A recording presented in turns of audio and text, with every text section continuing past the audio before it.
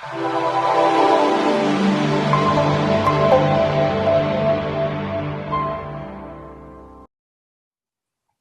everybody, this is Rob Keens of goldsilverpros.com. It is June 20th, 2021, Father's Day here in the US. I want to wish everybody a happy Father's Day. We're back, myself and Daniel Vigario, who is the CFA, who's currently working in London. And of course, we're going to discuss Perth Mint. Daniel, thanks for joining the program again. Hi, Rob. Thanks so much. Good to see you again. Sorry to laugh, but you and I were going through the video that Richard Hayes had with Kitco and just have a giggle with that because some of the stuff that's said in there is so outlandish and preposterous that I wanted to take a moment, have you back on the show and discuss it. And you're going to get into that here in a few moments. But I wanted to address some of the general comments that he made during that video. So I do appreciate the fact that as CEO of the Perth Mint, this gentleman went on Kitco to discuss some of the points that we had made in a previous video. Of course, they're not referencing us directly. They never do. They never invite us to the program. I, on Twitter, have invited them to our program, have received no response. Just want to put that out there for the record. But they're calling us bloggers and so on and so forth, although Daniel and I have credentials. He's a CFA. I'm a former auditor. We've gone over that in detail at the last video, but we pretty much know what we're doing here. We're not just regular bloggers. There is no financial remuneration we're getting from this. We have no financial interest in the Perth Mint whatsoever. Neither one of us lives in Australia. And you know, personally, I don't care from the standpoint of their products. I don't own any other products that I'm aware of. I might have bought a gold bar a couple of years ago or something like that, but I have no interest in any derivative market or other market that would cause me to gain or lose one way or the other from any sort of issue at the Perth Mint. Just want to make that clear. Daniel, I think the same is true for you as well, correct? Yeah, I think, so just 2 points here, Rob. That's absolutely right from my perspective. And I think what we are trying to prove here, essentially, it's really important we understand our objective. Otherwise, it's just accusations going backwards and forwards here. We're trying to prove two things. One, what the financial statements actually say in order to inform Perth Mint customers. Mm-hmm. And the customers can either choose to ignore or act or not act. And secondly, what is the more important point here is we're trying to work out whether the Perth Mint is in any way involved in sending physical metal to a large counterparty, which could be an exchange, and therefore participating in the manipulation of precious metals pricing via leasing, moving physical around, reapothecating. We all know the argument. We've been through this 100 times on your show. That's what we're trying to prove here. And when we say potentially another large party is because we're going to examine some of the comments made by Richard, which give us a clue as to maybe who some of the counterparties could be, but also in the terms of the amount of volume. This is not, this is not your everyday average retail investor. This is not, a small shop. This is a lot of money, a lot of metal. And so it would have to be a large counterparty. We'll get into that here in a moment. I also want to address the comment that Richard Hayes made during the interview, where he was accusing people, again, not saying who, but of ad hominem attacks on the internet. He didn't specifically say what outlet, whether it be Twitter or YouTube or whatever, but we've never engaged in any ad hominem attacks against Kitco or Perth Mint, either one. I just wanted to make that point. That's not what we do. We're a professional network. We focus on the data and the details. So I don't know where that comment's coming from, but we were never involved in that. And this is not about attacking anybody individually or because we have any axe to grind with the Perth Mint or anything having to do with any of these people, whether it be Kitco hosting this show or Richard Hayes and the consultant that came on to do interviews there. This is strictly just a professional analysis. And again, we're just trying to get to the bottom of what's on their financial statements. I also wanted to make the point that I think David Lynn here, in fair response to some criticism he got via Twitter, is attempting to do a better job at asking detailed questions. I think Kitco may have done him a disservice because you really have to have an accounting background to get into the weeds on this. And it takes a great deal of knowledge, and David by his bio doesn't have that, but I think he's doing the best job he can. But I think Kitco probably didn't do a good enough job of providing what David needed to ask all the right questions. And that's another reason why I wanted to have you back on, Daniel, so that we can go through in a little bit better detail. And so I'm going to give you a couple of minutes just to outline what you think are the major issues, and then we're going to get into the actual video, and we're going to go line by line. We're just going to take 5 points. So, I mean, we could spend longer than this if we wanted to. We could take hours, unraveling this whole conversation, but we're just going to take the top 5 points and we're going to show where the inaccuracies that Richard Hayes had on that interview. So if you'll just frame the argument for us and let me know when you want me to do the screen share, and we'll walk through each point. Okay, sure. So thank you, Rob. So Richard Hayes, you know, looking at his profile, his resume, he's a hugely experienced man. He's been at the Perth Mint for 18 years. He got his undergraduate degree at the University of Natal, which is the same university I went to get my honors degree. Richard understands the difference between a receivable and inventory. He understands the difference between an asset and inventory. He knows how to read financial statements. And what came across in the interview is a lot of confusion, which I want to just really clear up right now on this call. So as I said, first point, trying to inform Perth Mint customers, right? What are we trying to inform them? We're trying to inform that the Perth Mint as an entity is technically illiquid unless they monetize and sell the ETF. That is critical because if I'm a customer of the Perth Mint and the Perth Mint's holding my metal, the only risk I want to be exposed to is price risk. I don't want to be exposed to credit risk of the entity that's holding my metal. Okay, so that's point one. They are illiquid unless they sell the ETF.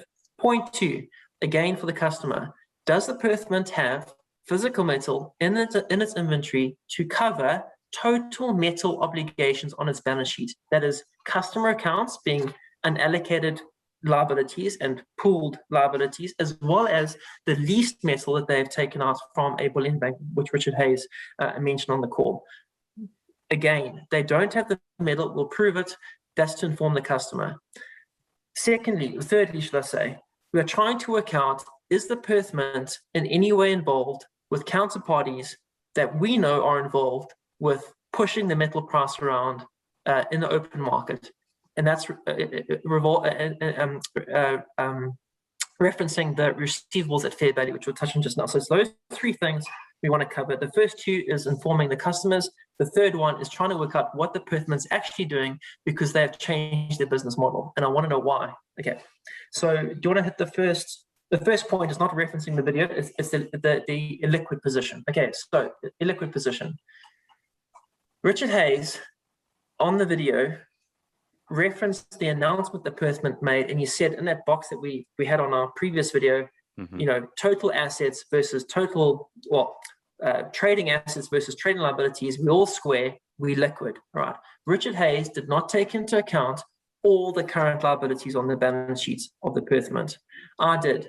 In my analysis in Excel, I took the inventory, matched that off against the total obligations of 5.4 billion of unallocated inventory versus 6.3 billion of total metal obligations being interest-bearing and non-interest-bearing, which is customer accounts and lease metal, gives you a short of 929 million. So that's almost $1 billion Australian dollars short. You then take into account the receivable at fair value plus the cash on balance sheet plus all the current liabilities, you come out with a net short position of 146 million, right? That is net short. They have never ever had that prior to 2019. They've always been in a positive position. That is fact. That is undisputed. Any accountant can take their financials and look at that. It's the current ratio or current assets versus total liabilities. It's a very common ratio. It's a common analysis. They are illiquid unless they liquidate the ETF, which will then put them in a positive liquidity position. So fact is this, the Perth Mint's balance sheet is not what it was prior to 2019 as far as liquidity is concerned. And that represents credit risk facing the Perth Mint customers. The Perth Mint customers are exposed to a situation where if there was a liquidation event, the Perth Mint had to somehow close down, there would not be enough cash to settle everyone out unless they liquidated the ETF. Okay, real quick, I want to stop you there. We're doing the financials as through June 2020. The June 2020 year-end financials are not done, obviously, because we're still in June 2021. 21, yes. So the 2021 financials are not available. The 2021 financials should reflect the subsequent sale of the ETF to Goldman Sachs, where JP Morgan, according to Kitco, according to their news story, is the custodian. We're not covering that sale because those financial numbers will not be out for another couple of months. This report that we're talking about, which is published, goes through June 2020. The audit report was released in September of 2020. So I expect we'll get the financials for 2021 here in the next couple of months. So we know that the ETF was sold, but we don't know how to do the accounting treatment for that yet until the financials are out. So again, we're talking through June 2020. I just want to clarified that for people who have let me know that Goldman Sachs bought their ETF. And I think what's going to be really interesting is seeing how that was treated per your last point, Daniel, when the new financials come out. Agreed. But again, the Perth Mint has never been in this position prior to 2019. They ran a legitimate operation. Okay, this is a huge issue for me. This is a big worry. Why are they illiquid? Okay. And this is why the point I made during the last video, Kevin Rich, the consultant who was involved with developing the ETF complex around the commodities wallet at Deutsche Bank, came over in 2019. About that time is when Perth Mint started their own ETF. So you bring over a consultant who has tremendous experience as managing director of Deutsche creating ETFs on commodities, and all of a sudden Perth Mint gets an ETF. So did he create it there? Was he brought on to run it? I don't know, but that cannot be a coincidence that both of those things happened in 2019. Two things happened. It was the ETF in 2019, but it was also the start of this receivable building up, this sale of metal, which we'll touch on later. It's two things that happened in the 2018-2019 year. Okay, Rob, do you want to go to the first timestamp, which is 1822 through the first point there, which is, again, this is now the inventory versus debt. Yep. So we're going to share the points. This is the CEO, Richard Hayes, on with Kitco. It's on Kitco News' channel as of June 17th. So we're here on June 20th, having reviewed this, and we're going to start off with the first point. Here we go. Customers, whether they are purchasing metal through our a stock exchange product, whether they're purchasing that metal online, irrespective of how that metal is being purchased, that is the liability that we have to our global customer base as at the 30th of June 2020. So the 4.6 is clearly less than the 5.9 or the 6 billion, just in round numbers. So clearly there is more than enough inventory, physical inventory, which is subject to audit count at the Perth Mint for all of those liabilities to be met. Okay. Now, if I were to, so the pool allocated to. Okay, we'll stop it there and we'll stop the share. Okay, go ahead and make your first point. All right, let's make a couple of points here. So number one, is Richard Hayes right that the total inventory on the balance sheet, which he referenced there as 5.9 billion, of that 5.4 is clearly per note 11 unallocated, right? If you want to share your screen, by the way, Daniel, you can. And people can reference the work again. It's too many numbers. They can go back to your video. So 5.4 is the unallocated metal in note 11. And Richard is saying in his post there, in his comments there, that is larger than 4.6 unallocated. Is he correct? Yes, he's correct. Why is that a problem? Here are the reasons why. Number one, he said, and Peter Schiff has also said this, that unallocated metal is used for working stock. He's referenced it, I think, Richard Hayes, at least 3 or 4 times in the interview. Well, my question is, why would the Perth Mint have more unallocated inventory than they have customer account obligations? Why would they do that? It's to their disadvantage. They should have that sitting in finished goods. Why would they do that?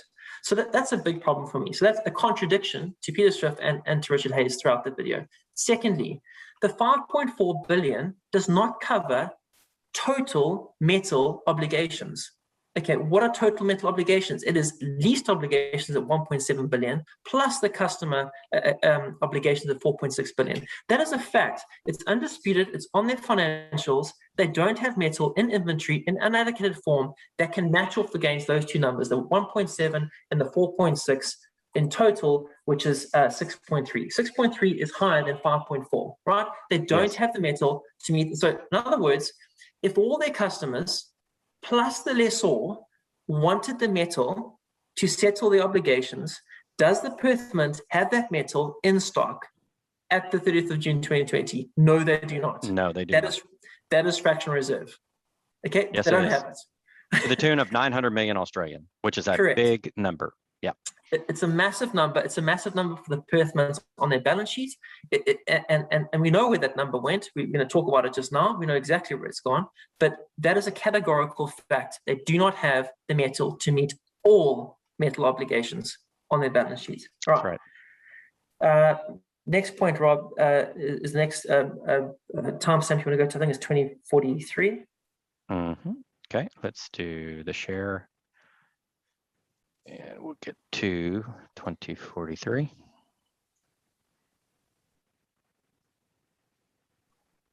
Or close as we can. Here we go. Part of the working stocks of Perth Mint. Both of those are part of that $4.6 billion liability that we have on our balance sheet. Okay, that's part of the $4.6 billion liability. All right. So so the unallocated. That's the total. That's the total of the $4.6 billion liability. It's non-interest bearing.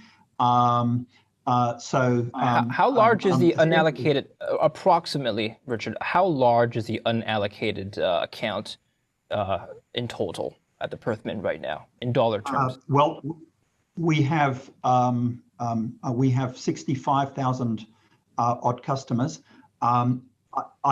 I can't give you an exact number of those. Why not?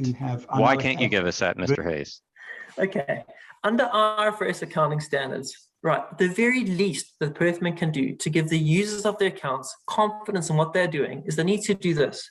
They need to take the 4.6 billion in customer liability and break that up between unallocated and pooled, right? And they need to do the same thing on the inventory side of 5.4 billion and break that out. And then one can easily see where the mismatches are, or if it is even matched, right? So that's the first point I'll make. Richard Hayes said a number of times that Perth Mint has got the best transparency in the market. I mean, they are the gold standard of disclosure across, the precious metals industry as far as refiners and mints are concerned. It's not true. The disclosure in note, which I mentioned before, in note on page 66, I think it's now, I've got to get the notes again, regarding the liabilities.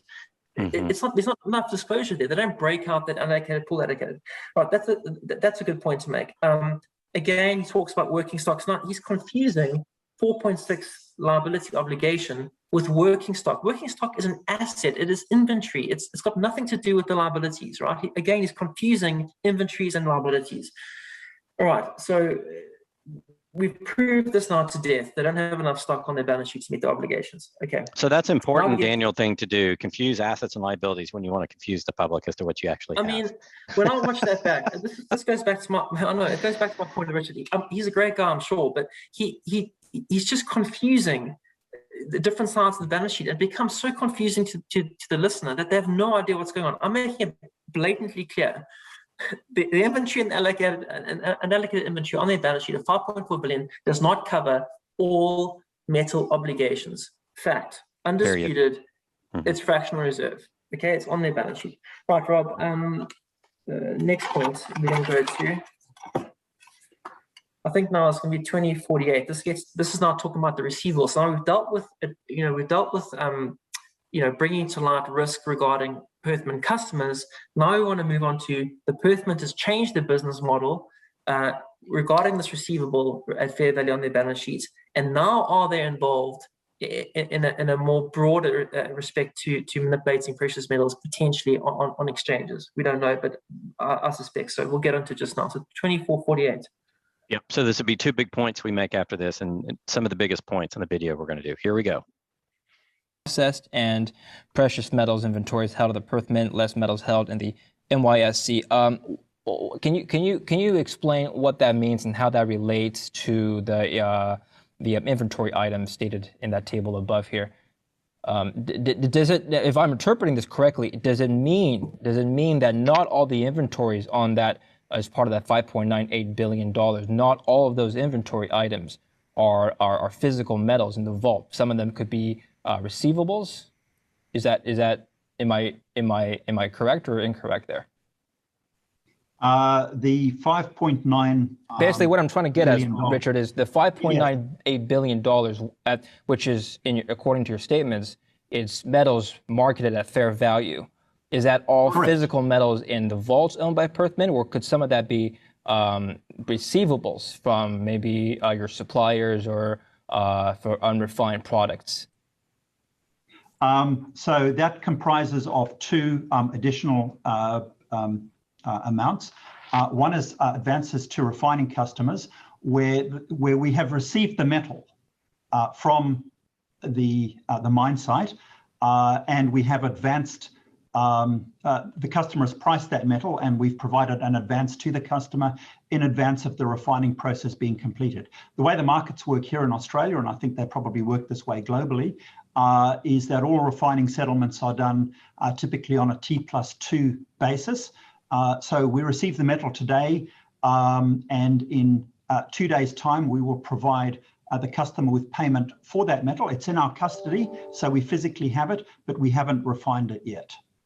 The final refining, that takes about 10 to 12 working days. And once the refining process is complete, we have that metal in a form that is then a saleable product. So typically that's an advance given to customers prior to the refining process having taken place, but we have physical custody of the metal. The second part of that is where we have stocks with customers, and these are all customers where the stock is either secured by a banker's guarantee. We'll stop right there, I think. Hold on, keep going to the S&P. Keep going, Rob. This is important. Oh, you want to do the S&P in here? Okay, we'll put that. This is very important. Keep going. Keep going, guys. Or a cash deposit, or in a few cases where the customer is deemed to be credit worthy. In other words, they have an S&P credit rating where the stock has been provided to that customer on a consignment basis, but that stock has not yet been priced yet. Okay, and that stop. I'm going to now share my screen. Where do we start on this one? I'm going to share my screen now, and I'm going to make this so clear, right, that this is not undisputed. Okay, right, David Lynn. So this, by the way, to set this up, this is the RNS. This is the second issued statement by Perth Mint. It was in a response to our first video, and it's where they're conflating assets and inventories. Okay, so we've already dealt with the fact that this 6.3, which is the total obligations, is not covered by precious metals inventories. This includes finished goods, by the way, but you can see it's not covered. 6.3 pays 5.9. If you take out the finished goods, you're up by approximately 900, which is this number up top here, the receivables. Okay, so we've proved that. David Lynn is he's trying his best to draw attention to this big receivable of fair value, which I made this point so abundantly clear in the last video. He's trying. But he's doing it in a way that he's asking Richard Lynn, is any of this inventory here, is any of this a receivable? Well, obviously not, because the receivable sits separately on the balance sheet. We all know this. If I go to my spreadsheet, I'll make it a bit bigger. You can see the receivable is sitting up here and the unallocated inventory is sitting down there. Okay, it's completely separate. But David Lynn is trying. Right. So Richard Lynn makes 2 points here. Firstly, he says that this receivable, all right, is a receivable whereby the Perth Mint has sent cash to a miner and is waiting for metal to come back, right? That is a complete misrepresentation. It is not correct whatsoever. How do I know that? If you go back to the financials, this is now note 10, right? It says here, receivables and advances to customers at fair value contains amounts owing for metal delivered to and accepted by customers on a deferred settlement terms. This is not regarding miners. This is regarding the Perth Mint selling stock to a customer. It is cash outstanding on their balance sheet that is moving up and down in price because it's price risk, because we don't know what the settlement date is. This is categorically nothing to do with the miner at all. Secondly, Richard Hayes talks about T+2, and that's T+2, which is settlement for metal that they've sold, is this receivable up here. It's normal trade receivables. It's trade receivables to retail customers, to dealers. It's got nothing to do with this receivable. He's trying to conflate the receivables together to say, look, this is normal trade receivables, and it's not, because it's broken out. Broken out has a separate treatment. In the note, it's very clear. It couldn't be more clearer. Okay, yeah. So it is not to do with miners. It is to do with selling stock. Right. Now, as I've said already in the previous video, we're now talking about risk to customers. The customer needs to know that the reason why there's a difference between the 4.6 and the 1.7, which plays the unallocated, this is the obligations, plays the unallocated 5.4, that difference of 900 is sitting in this receivable. The reason why there's a difference is because they've taken stock out of unallocated and they've sold it. That's what they've done. They've taken metal which belongs to both lessors and customers, and they've sold it. It's been sold. And now they have a receivable on their balance sheet, meaning cash owing from that customer. That now places the lessor and the customers at risk. What risk? Price risk, we know, because the receivable moves around because it hasn't been settled yet.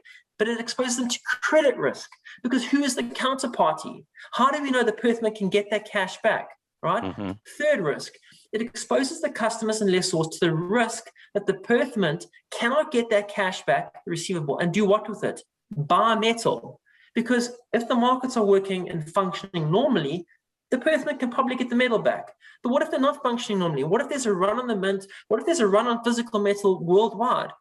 And the Perth Mint cannot actually convert that cash into metal and then settle the obligations facing the lessors and facing the customers. That is a massive, massive exclamation mark risk. It is huge. I can't underscore that enough. It's massive. And this is one of the criticisms I had of this, and I said this on Wall Street Silver. That video has been recorded, not printed yet by Wall Street Silver. It'll probably come out after this one. But what I told Wall Street Silver is they didn't what they did not do, and what Kitco did not demand, and what the Perth Mint did not do. They did not break down the assets and the liabilities. All he did was go back and rely on previously published statements, and then whether Richard Hayes is intentionally misleading or he just doesn't understand financial statements, which you and I don't believe based upon his background, because you went to the same school he did. If he got the same education as you, he should understand the difference. So either he's forgotten everything, or he's willingly misrepresenting and conflating things together to confuse people while not breaking down the individual items like we are. That's the biggest gripe I had about that interview. And Kitco did not push him hard enough to make him do that. All right, now here is the big punch. Okay, so we've hammered all that out. Here's my question. This receivable, 842 million, right, which is now almost equates to the value of the short position, the fractional reserve value. Okay, that we now know is metal sold to a customer. Right, now he said specifically in that interview, that customer has special credit rating, S&P credit rating. Rob, you tell me which retail customer and dealer has S&P credit rating. Well, if they're not a publicly traded, they don't have an S&P credit rating. I mean, we're talking about now a monster counterparty, in the market. Okay, we're talking about an exchange, or a bullion bank. A bank, a bullion bank, someone really big. All right. So let me get this straight. You've taken metal in an unallocated form. You've sold it to a counterparty. That counterparty is so big, right, that what are they doing with the metal? They've obviously used it for whatever purpose. So that metal is now, it's gone, right? Yeah. The Perth Mint's going to get cash back for it. Now they need to go buy metal. We don't know if they can get the metal to satisfy the customer. But the point I'm trying to make is this, is that this is evidence to me, at least, that, in my opinion, that this is participation in the whole manipulation scheme. This is selling metal. This is moving physical around. There's reapplication upon reapplication, because this metal should be on the Perth Mint's balance sheet, either in working stock, which is finished goods, which I agree with. Let me get this straight. If that 900 or 800 million, right, we're talking about, was sitting in finished goods, not in unallocated, we wouldn't even be having this video. But it's not finished goods. It's not working stock. It's not finished goods. But yeah, finished goods is 11 million. There it is there. It's 11 million. 11. It's not there. It's 11 million. It's tiny. So please, Peter Skiff and Richard Hayes, do not tell me it's sitting in working stock. It's not. It's sitting in unallocated, and we know that it's short, and that has now gone to a counterparty. Okay. So I think personally, they are involved with some other counterparty in moving physical metal around, and you've got a reapplication issue, in my view. Finally, last point, I have redone these journals. I have backtracked and backworked the balance sheet position. I have proved, in my opinion, that what they did was sell at a margin of 0.66, which I believe is approximately in line with their previous margins throughout the years. Okay, the Perth Mint has earned interest on this sale. Okay, so add the price risk, the credit risk, the risk of not getting the physical metal back. They've changed their business. They've changed their business. I want Richard Hayes to admit that they've changed their business. They've put their customers being lessors and customers at risk, and they're earning interest on it. How do I know they've changed the business? Look at this line. They've never done this before. This receivable was never there prior to 2018. It was never there. The short position, again, prior to 2018, was never there before. They have fundamentally changed their business. When you say short position, you mean short physical metal? Correct. Right. Yeah. And even sorry, the liquid position. Not only here's the short position there, it's always been positive. There it is, now it's hugely negative. But the liquidity position, it's always been positive until end of 2018. And you're talking assets minus liabilities and inability to cover the liability. This is all connected. Yes. Okay, and they've changed their business. And I think that they're participating with a large counterparty. Why do I know that? Because they said S&P credit rating.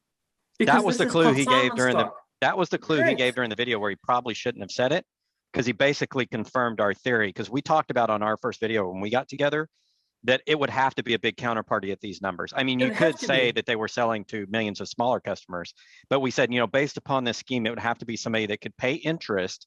And a dealer's not going to do it because they don't have enough margin. Correct. It has to be a big counterparty.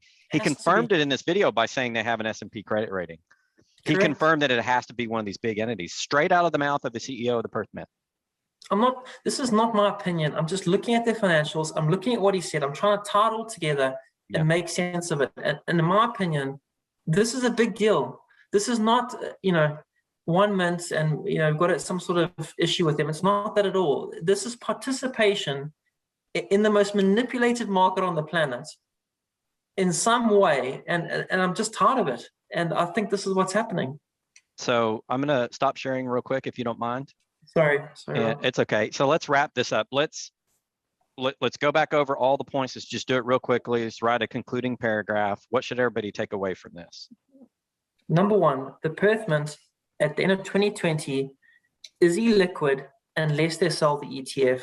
They've never been in that position before. They were running a legitimate operation up until 2018. That now materialized. That is a huge risk for Perth Mint customers. Number two, they do not have metal in their inventory in unallocated form and even finished stock form to support total metal obligations on their balance sheet, being lessor metal and unallocated metal to customers. That's the fact. They don't have it. Mm-hmm. And finally, they have changed their business model. They have sold unallocated metal to a counterparty. It's got nothing to do with miners. They've sold it to a counterparty. They are earning interest. They're now putting their customers and their lessors at significant risk, in price risk, credit risk, and the risk of not being able to obtain physical, if there is a issue in the physical market, to replenish their stocks and to settle those obligations. And on top of all of that, they've admitted it's S&P credit rating for this particular customer or customers. I think this is a big player or big players in the precious metals market. And the Perth Mint, in my view, by changing the business model, has got involved somehow in supporting, in my view, the suppression of precious metals via moving physical around. If we take it a step beyond, we don't know, can't prove this, but if you're doing it to a large counterparty, an S&P counterparty, you're providing them metal. That's liquidity to the market for whatever that counterparty needs. If it's a bullion bank or an exchange, it's to sell that metal, is to fulfill current physical demand requirements. And so what's happened is you have a customer over here, you have another customer over here, same metal, right? And the risk is that you're not going to be able to make the original customer that paid for this whole thing whole by actually getting the metal. Like you said, if we get into some sort of financial crisis and people are running to the metals, we already know how tight the metals are now in the exchanges. If you get into a financial crisis, it makes it worse because the people that think they have exposure now through the Perth Mint now probably are not going to get it, or they may have to pay some exorbitant price in order to actually get it at some point. So Rob, look, thanks so much again. And look, the only reason I am, almost in a desperate state about this is because I just want the truth to come out. And as I said, the Perth Mint provides brilliant products. There's no doubt about that. Their physical products are brilliant. And even if they had unallocated prior to 2018, that unallocated system seemed to work perfectly fine. There was no issue with their balance sheets. I've got no issue with the operations. I've just got an issue with what they're doing from 2018 onwards. And Yeah. and I'm not. It's not my opinion. I'm using published financial information and an interview on Kitco and prior interviews as evidence, and that's my opinion. Yeah, one other thing I wanted to say before we end up the video, I was questioned by another gold channel. Actually went on to do an interview, and I don't know if this has been published yet. It will probably be this week. They asked me, do I understand the difference between unallocated, allocated, and pool allocated? And I added a fourth term. I said allocated and segregated, and I explained the difference. So yes, we know the difference between the different types. I think some people saw our previous videos, and if they didn't do the deep dive video with you and me, they may get the impression that we don't understand the difference between allocated and unallocated. We do, and we've talked about 1,000 times. And just because it's unallocated doesn't mean you can play around with those people's metal. You still have to have the metal, and you can't play around with it without letting them know. If you let the customers know this is what we're doing, and it's in their customer agreement, that's one thing. But to publicly represent you doing one thing, and then according to your financials, you're doing another, that's an issue that we have, and that needs to be brought forth. And the question I have is, after this domino falls and people, throughout the gold community understand what's going on Perth Mint, how many other dominoes are going to fall, Daniel? Are we going to see other schemes like this potentially? And how would we find them, if we don't have the publicly audited financial statements? I just want customers to know what's going on. I mean, me personally, I use Gold Money. I can go onto Gold Money's financial statements. I know that they've got no customer metal whatsoever on their financials. It's completely segregated in a special SPV. They disclose who the SPV is. I can go look at that SPV if I want to. It's completely legitimate. It's above board. Everything is fine. I know that the counterparty I'm dealing with in Gold Money is a great counterparty. I know that because I can look at their financials and it tells me that. The Perth Mint, as of 2020, it doesn't appear so. But they were prior to that, 2018, they were. And they've changed. They've changed the business model. Thank you so much, Daniel. Appreciate you jumping on again. Thanks, We're Rob. doing this on weekend time. So thanks, Daniel, for taking your personal time to do this. And we'll get this video out this week. Thank you so much for coming back on. Cheers, Rob. Thanks. Hey guys, if you like the research that you just saw in the previous video, I'd like to invite you to join our research intelligence team. This is a group of individuals who do research for us and submit it to us so that we can have it on the air. We'll keep you anonymous, but we'd like to leverage all of your talents in providing us information. Many of you have emailed me in the past, but I just get flooded with emails and don't have time to go through them all. But if you have links to information about the things that we like to talk about on the channel, we would like to see your contributions and incorporate it into our research. So please click on the Google Forms doc below, sign up for that. We'll get you added to the research team and get you a place where you can drop that information. And we will look forward to your contributions and appreciate you guys supporting the channel. Thank you so much. Hey everybody, this is Rob with goldsilverpros.com, and I wanted to bring you a very special message from our newest sponsor, that is Kinesis. And the reason we brought Kinesis on to be part of the program is because we fully believe in their mission. Their mission is to have a token that you can trade online that is backed by something of real value. That would be gold or silver. And they also offer a trading platform which allows you to trade through various cryptos and fiat currencies.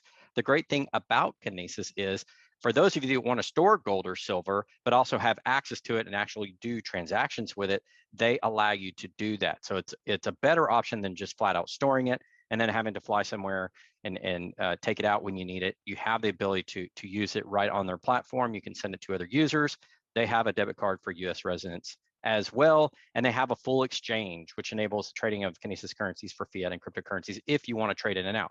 So lots of ways to get into the Kinesis tokens, the KAU and KAG, that are backed by the precious metals, and also to get out of them and to trade in other things if you want. So there's not this laborious process of getting your gold and silver out of the system. And again, they have a Visa card for US residents, and you can trade these currencies with other Kinesis users, the KAU and KAG, sorry. And so they also have a wallet. So it's a lot like having some of the other currencies you may be used to, cryptocurrency, except for the fact that it's backed. And that's why we wanted to have them on the program. I like the fact that this is backed with something that I trust, that has 6,000 years of monetary history, that is gold and silver, and something that also allows you to interact with the normal everyday financial system as well if you need to get your value in and out. A lot of benefits to using Kinesis. wanted to share that with you guys. We're so happy to have them sponsoring the program. Look forward to more on Kinesis from us. We are going to do a special profile on Kinesis coming up during the month of June. Stay tuned to that. I'm going to walk through all the benefits of the Kinesis tokens versus other types of currencies, fiat and cryptocurrencies, and give you a full-on review of what I think about Kinesis and what I think the value add is. Stay tuned for that. There'll be a very special video coming up not too long from now.